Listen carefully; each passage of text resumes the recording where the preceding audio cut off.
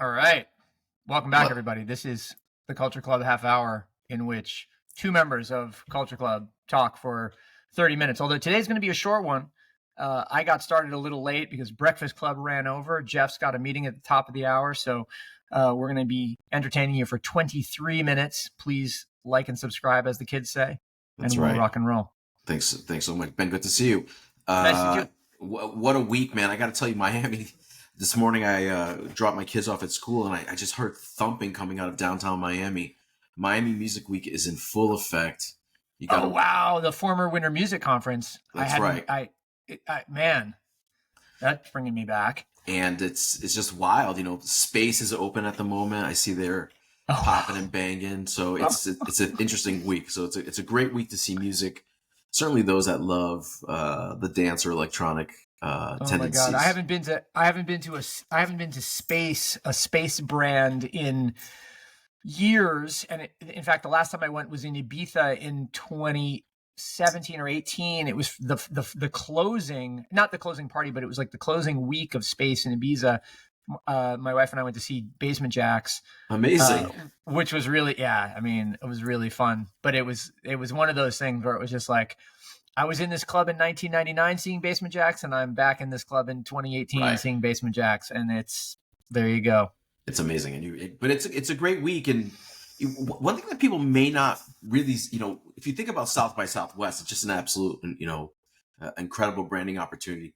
Miami Music Week is, of course, branded, but it's a little bit different where you still get these massive crowds. Right. And it runs the range of dance music. You definitely have Ultra, which is hosting, of course, like the EDMs of the world. But the smaller clubs are playing, progressive DJs of the day. So it's really interesting to see. And the city is absolutely jam-packed. And it happens like right after spring break. So you go from one traffic problem to another, but at least this time you can hear the bass. Well, look, I mean, it's one of the stories I wanted to talk about with spring break related, which was the news this morning that in Axios about the bartender who does hurricane shots, which is where apparently you pay $30 and you get a shot of liquor and then you get slapped. Right. And people are lining up for this. Jeff, tell me, are hurricane shots taking over Miami the way that article made it seem? I don't know. I haven't seen it myself, but those places exist. It's a touristy town. It's very much like New York. There's plenty of places to get a beverage, but I haven't seen them. It's a little ridiculous, But like it's more than a little ridiculous. If that's what you need to enjoy your night, like whatever, man. Yeah, I mean, horses for courses, as they say. But it struck me as an interesting thing, as a vector in the sort of rise and progression of the solopreneur, right? This is a bartender who really is just an attractive woman who goes around from place to place with her bottle of liquor and her, that's her thing. Her bucket of ice water and her slaps. It's no different than sprinkling salts. You know what I mean? Like, I suppose, yeah. Everybody's got their thing. But then also the idea of us really reaching a point where experience is the thing we're paying for, right? You're no longer paying for the drink. You're no longer paying for the feeling that the drink gives you. You're paying for the story that you get to tell about getting slapped, right? For $30.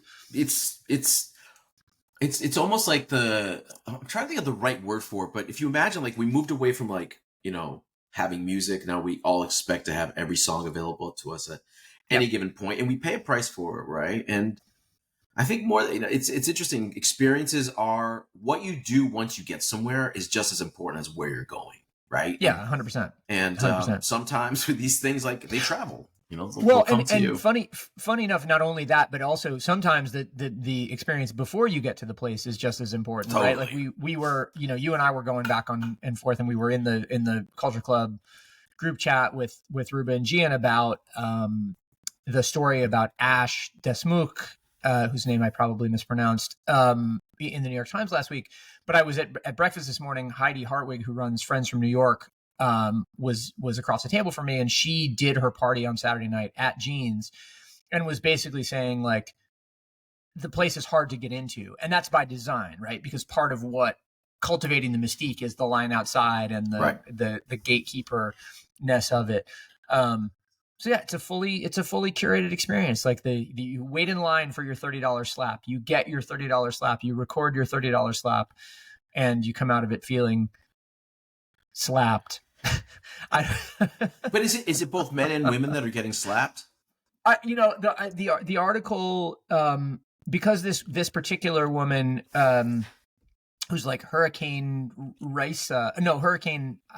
Ali, I'm going to mispronounce her name too. Aaliyah? Something like that. Yeah. Anyway, this is in Axios this morning. She does this whole routine in a bikini. She's an attractive woman, so naturally the photo is of her slapping a guy, and it is implied that it is mostly men. But I would imagine there are some women as well. Why not? Yeah. I mean, listen, I'm not down to get slapped if I'm at a bar, man. Like I want to have like a cocktail. Culture Club is a slap free zone. Right. Yeah. I think one of the stories that caught me this week was, a couple announcements that came out of Starbucks. Can we talk mainstream for a minute, Ben? Can we talk mainstream? We have to, of course. Right. So Starbucks, of course, everyone's favorite local coffee shop, or rather say they think they are everybody's local favorite shop. And they're a great company, by the way. I love what they do incentive wise. Yeah, right. Two big announcements out of them. First of all, they were sunsetting their beta of their Odyssey program, which was their on-chain NFT project, which was interesting. And then, interestingly enough, hot on the heels of that, it looks like they're resigning the CMO role. And what's interesting about it is, Adweek, by the way, has a pretty good write-up on this. It's the fact that other companies have done this as well. And Ben, this is an area that you know a lot about. What is your take on, these large corporations stepping away from these major CMO roles and moving more into a creative leader role? Yeah, I mean, well, it's twofold, I guess. Like the first and foremost, titles are titles, right? They are illusory in that they imply a level of, capability or specialty or responsibility that is never truly one-to-one with the title, right? A chief marketing officer at company X might be involved in creating the go-to-market plan and the above-the-line advertising, but not be in charge of the, let's call it below-the-line customer retention or something to that effect. Whereas in another company... for those that don't know what above-the-line is. So essentially, above-the-line above-the-line comes from film, and it refers to the people whose names are above the line in the movie poster that indicates like essentially a starring role or an important role versus a supporting role. Got it. But the way that it's used in advertising means essentially like consumer-facing advertising or consumer-facing marketing action versus stuff that is not seen by the consumer but is equally important to a business. So that could be business-to-business outreach. That could be, the customer retention, the things that you do once I have your email address or once I have your cell phone number or whatever the case is. So it's above the line, below the line. In any case, the CMO could at any given company could do lots of those different things. So it's more just a change of description, I think. The thing that's interesting though about CMO roles disappearing or morphing in terms of title is that it implies that centralized marketing is less important to companies being successful today. Like essentially you're really talking about how do you have a one-to-one relationship with the customer, not how do you have a relationship with the market as a whole. Interesting. And that's intriguing. It also, frankly, it ties back to Hurricane Aaliyah or whatever her name is, insofar as like she is not operating at scale because she can't. She's a single person. But the bonds that she has with her customers are probably greater than those of, a large company. And so I think the whole market is moving in that kind of direction to micro networks, more individualized communication, and just generally a sense of like personal relationship with people. Right. Yeah, it's interesting. And, by the way, they're not the only large company that's resigned the CEO role. CMO. excuse me, We CMO role rather. we can't resign the CEO role. Somebody still has to be in charge. That would be a bad thing.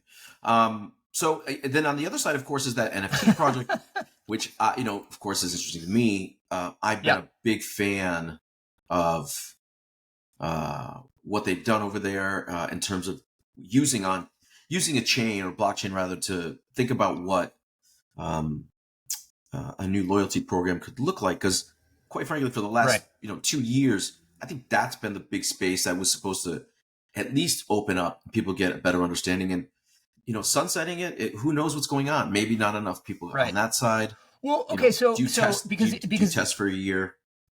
Yeah. So this ties into the launch of Blackbird's Breakfast Club, which of course I have feelings about, which we'll talk about in a second. But what was the benefit of the Odyssey, or how did the Odyssey program work? Because I never partook in it. I think it's interesting, as you said, as a demonstration of how on-chain properties can serve as ongoing customer management. But it was a game. I don't really know how it worked. So, like most things NFT, it was a little bit of a gamification to it, where as you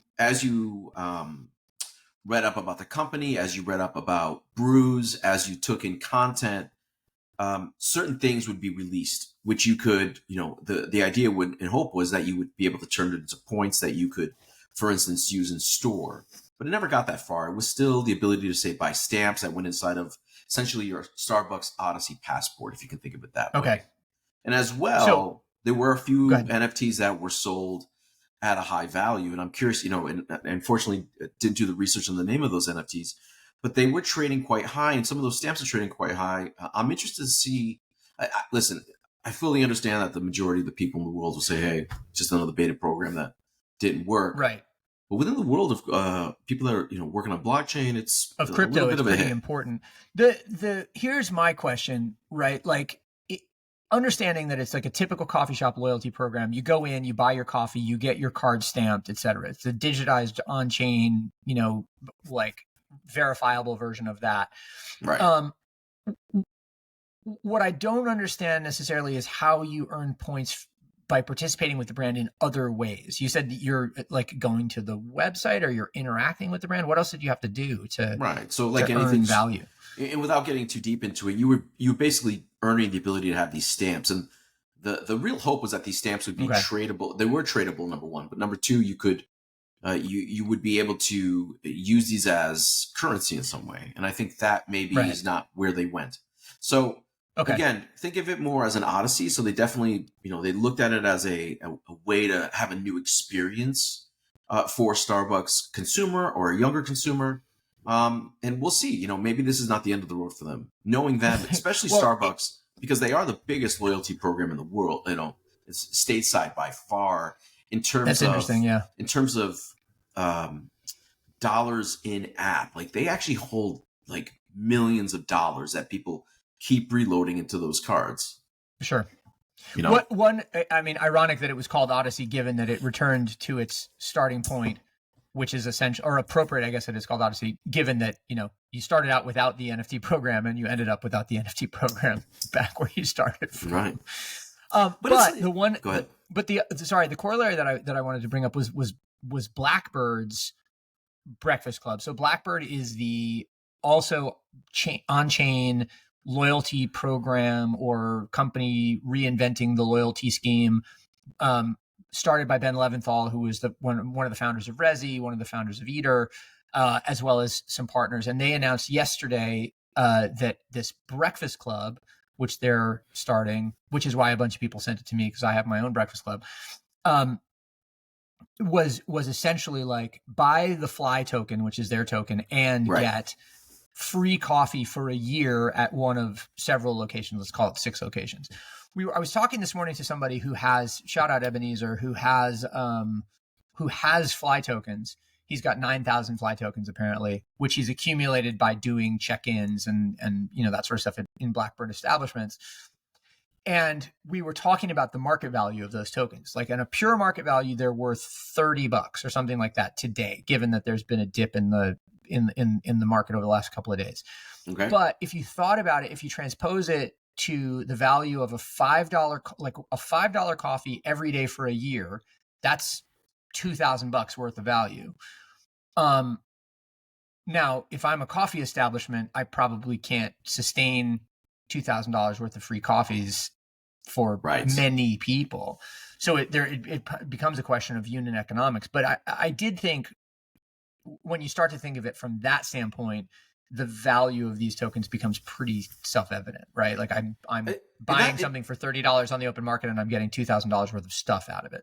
Right. I think that's a fantastic way of looking at it. I think where it gets interesting is, I love the idea of like ticketing, and I'm not sure if the Blackbird model allows you to, how they control how that token has been used in store gets interesting, right? Because I could then sell it to you. You can continue getting coffee for free, etc. Right. But at any given time, I think only one wallet or one person or one entity can hold the token. What's interesting to me is like tickets. Like, imagine, I always look at it this way. Like right now, if I have tickets to a gig in New York that I'm not unable to attend due to airline issues, like I got to put them on StubHub. I have to go through this process of putting up a PDF or a link or sending a share link. And, it gets a little easier, I think, when you think of tickets like living within something like a blockchain, where if I'm not available to go to that show, I can send it to you, Ben, and put it into your wallet, right? Yep. It's interesting, and I think we'll get there. But anyway, shout out to rest in peace, Odyssey. Rest in peace. Shout out Blackbird Breakfast Club. Shout out regular Breakfast Club. By the way, I have to say I'm having a good day with Breakfast Club this morning. We had an edition in Lisbon this morning. We had an edition in Philly this morning, and had an edition in Brooklyn this morning. The Breakfast Club Classic in Brooklyn. Wait a second. You had 4 events in one Friday, day. There's a bunch of other European dates coming up. So it's Ben. It's interesting. It's interesting how this little micro community is becoming a macro community. Super cool. Before we go, and everybody, by the way, it's an sorry to interrupt. It's an invite. It's not an, it is not an invite thing. It is open invitation. Anybody can show up. You can look at me on LinkedIn or look at my newsletter, Sick Weekly, and you can see it there. But everybody's invited, so please come hang out. But before we go, I want to show you what I think is one of the cooler books that's been out there. It came out this week. It's self-published, by the way. So interesting. Okay. Shout out for that. But last year, love a book. Or maybe 2 years ago, this book came out called 92 Catalog, which is a skateboarding catalog put together by a guy named Manuel Fuentes. Manuel Fuentes is he's in Spain. I'm not sure exactly where he is, but No, I said okay. Yeah, so he cataloged skateboard art over the course of all boards from 92, and he got most of them. I mean, he got a lot of boards in, but he just put out his latest, which is 93. And 93 is massive. It comes with over 800 boards. And if you're a fan of if you're a fan of like archive reference catalogs, this is the kind of book that you want. And you gotta buy it directly from Manuel Fuentes. He's on Instagram. Just look up 93-ish and you'll find it. All right. Well, and of course the other thing you need, which I've got immediately here, is Disposable, the Skateboard Bible. So this was Sean Cliver, who made many of those super memorable boards, and did so in 92, 93. That was like high point for World Industries graphics that Sean Cliver, Mark McKee were working on. This is a book from 2009 on Ginkgo Press, but another one to look up. Indispensable. Shout out skateboard books.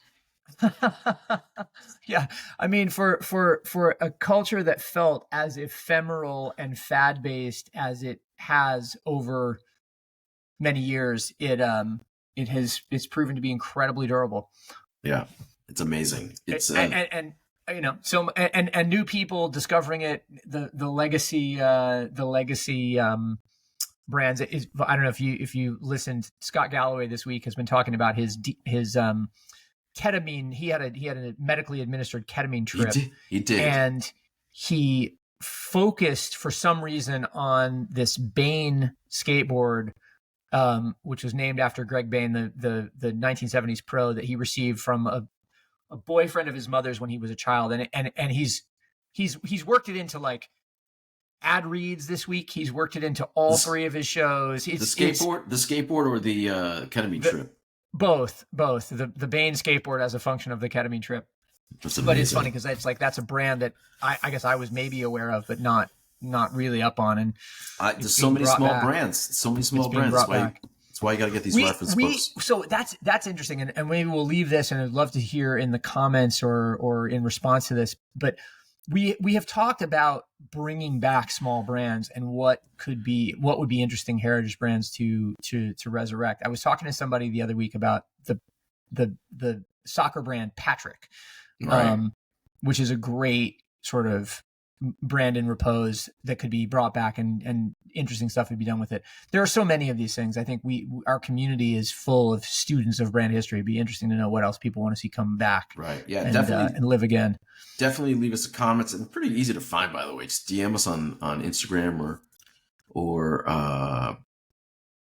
Instagram or Twitter. I don't really use Twitter, to be honest. It's so dirty over there. Ironically, I use it more than I ever have before. Oh, I should go back, you're saying? No. I'm not saying it's good. I'm just saying I use it more. I never liked it before, and I still don't like it, but I'm using it more. Right. Yeah, it's a conversation for another day. Hit us up in comments, and of course, please hit that subscribe button wherever you're listening to this podcast. And please follow us at Culture Club Show on Instagram. I want to build up some. Ben, until next week, bud. All right. Sounds good, Jeff. Thanks everybody for tuning in, and I will talk to you again soon.